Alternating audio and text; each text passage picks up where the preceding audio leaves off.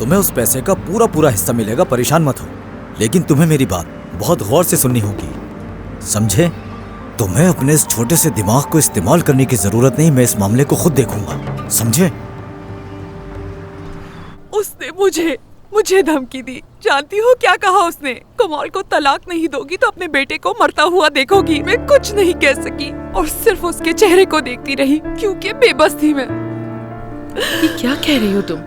मुझे तो बिल्कुल यकीन नहीं आ रहा। कुछ नहीं हो सकता क्योंकि ये जो कुछ हुआ एक मंसूबे के तहत हुआ है। हर चीज की पहले से प्लानिंग की गई है। मैं कुछ भी कर लूं उसमें कामयाब नहीं हो सकती क्योंकि वो औरत सिर्फ और सिर्फ मुझसे नफरत करती है और अपनी नफरत की आग में मुझे सिर्फ तकलीफ में देखना चाहती है। बस वो औरत बस मुझे नीचा दिखाना चाहती है, मुझसे बदला लेना चाहती है।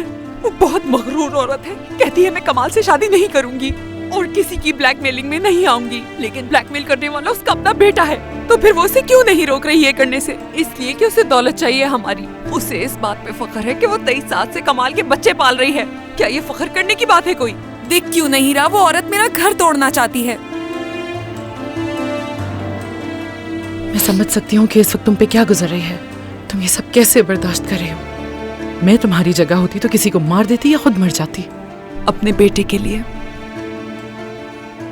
मगर मैं अपना बदला जरूर लूंगी। बस मेरा बेटा जल्दी से ठीक हो जाए।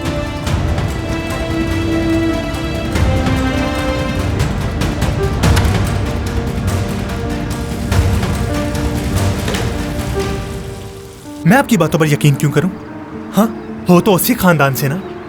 अरे बेवकूफ लड़के,